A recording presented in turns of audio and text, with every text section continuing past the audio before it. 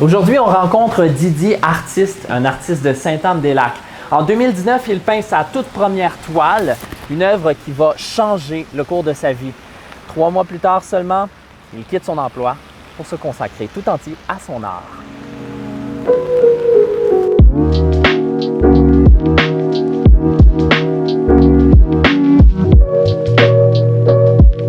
Merci Didier de nous accueillir dans ton studio aujourd'hui. Ça fait plaisir, merci à vous de vous être déplacé. Durant ton enfance, tu as dessiné, ça s'est un peu perdu quand tu as vieilli. Tu es un musicien. Dès l'âge de 12 ans, tu as commencé à faire de la batterie.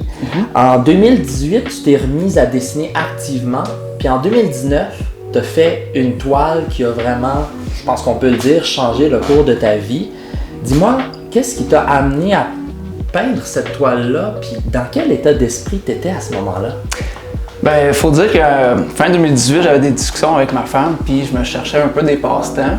Puis c'est elle qui m'a dit « Hey, il me semble que quand tu étais jeune, tu dessinais, tu tenterais pas d'essayer à nouveau. » Fait que je me suis remis à dessiner, puis à ma grande curiosité, dans le fond, je me suis comme amélioré, même si j'ai arrêté d'en faire depuis l'âge de 16 ans.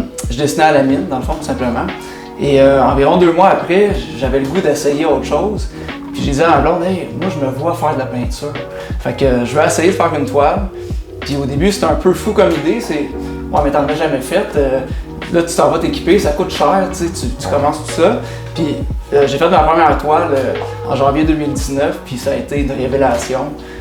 Vraiment, le résultat était vraiment agréable, mais le processus a été super le fun à faire. Puis c'est là que je me suis dit, tabarouette, il y a quelque chose que j'aime là-dedans, je veux en faire plus, puis plus. Puis par chance, j'ai un de mes amis qui a dit, tabarouette, j'aime ce que tu fais. Fait que ma deuxième toile, ça a été une commande d'un de mes amis. Fait que moi, j'ai continué à me pratiquer comme ça, puis ça a déboulé. J'ai eu des commandes après ça, puis j'ai appris en faisant des commandes pour du monde. Fait que c'est vraiment un beau processus. Tu as décidé de lâcher un bon travail quand même, après 3 mois. Raconte-moi cette effervescence-là, puis comment tu as pris cette décision-là? C'est quand même un revirement de vie. C'est vraiment un 180 dans ma vie. Dans le fond, ça a pris 2 mois où est-ce que je suis arrivé au mois de mars, 2 mois après, j'avais 6 commandes à faire de peinture. Puis tu sais, ça prend beaucoup d'heures aussi de faire une toile. Fait que j'arrivais plus à travailler à temps plein puis faire de l'art. Puis j'étais à un croisement dans ma vie où est-ce que je trouvais ça vraiment intéressant de dire hey, je pense que je vais choisir mon bonheur, je vais choisir l'excitation de partir quelque chose de nouveau, puis je me lance là-dedans sans parachute parce que je trippe tellement que peu importe ce qui va arriver, mais on fonce puis on rentre dans le projet.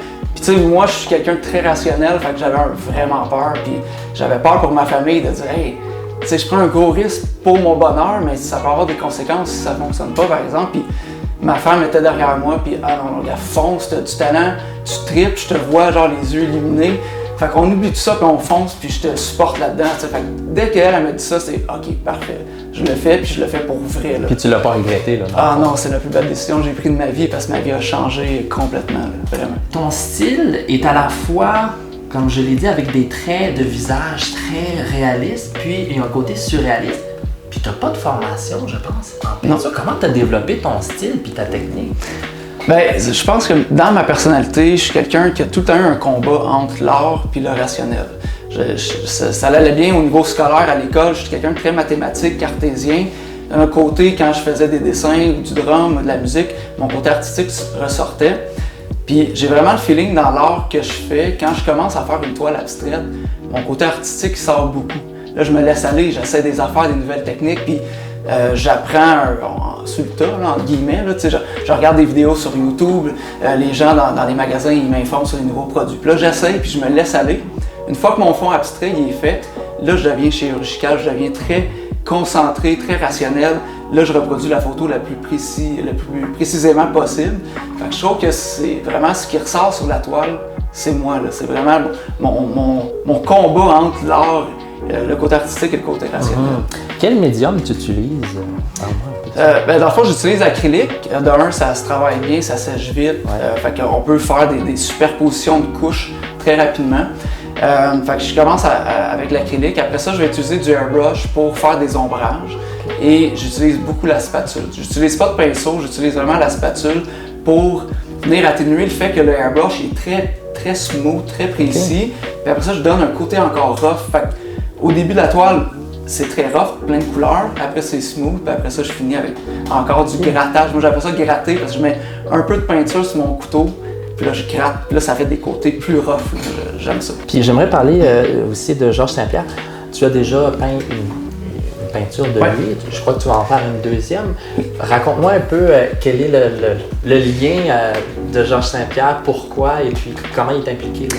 Bien, à la base, Georges Saint-Pierre, c'est vraiment mon idole de vie là, pour son travail, son éthique, son respect. Fait que j'ai fait une toile l'année passée parce que j'aime la personne. Puis ça s'est rendu par les réseaux sociaux à quelqu'un qui fait des événements avec des athlètes puis qui fait signer des produits. Fait que juste pour moi, pour mon plaisir, je me disais, hey, vu que t'aimes Georges, je pourrais faire signer la toile. Fait que ça a commencé comme ça pour la toile qu'il y a là-bas. Okay. Et cette même personne m'a rappelé il y a quelques semaines pour me dire, hey, on pourrait organiser un projet cette fois-là, mais avec Georges.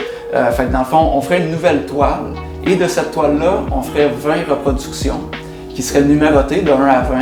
Et toi et Georges, vous allez être assis à une table, vous allez signer chacun votre tour la toile, puis ces toiles-là vont être à vendre après. Fait que, écoute, pour moi, c'est un petit rêve, là, dans le sens que c'est vraiment quelqu'un que je veux ressembler, entre guillemets, là, avec toutes ces valeurs, beaucoup au niveau de l'éthique. Fait que je suis content de pouvoir le rencontrer. Ça va se passer dans 2 semaines. Puis peut-être en terminant, on parle souvent de conciliation travail-famille. Dirais-tu que le travail que tu fais de peintre t'aide un peu là-dedans? Là, je sais, tu as un enfant, tu as une femme. Est-ce que c'est quoi la conciliation travail-famille? Je veux jamais laisser tomber ma qualité de vie au détriment d'un succès pour le travail. Je veux vraiment me focusser. Ma qualité de vie, c'est ça qui est le plus important, ma famille. Puis le reste, mais c'est du bonus, puis ça m'aide à profiter de ça. Didier Artiste, merci beaucoup de nous avoir accueillis dans ton studio aujourd'hui. Je te souhaite une bonne continuité, vraiment. Merci, c'est gentil.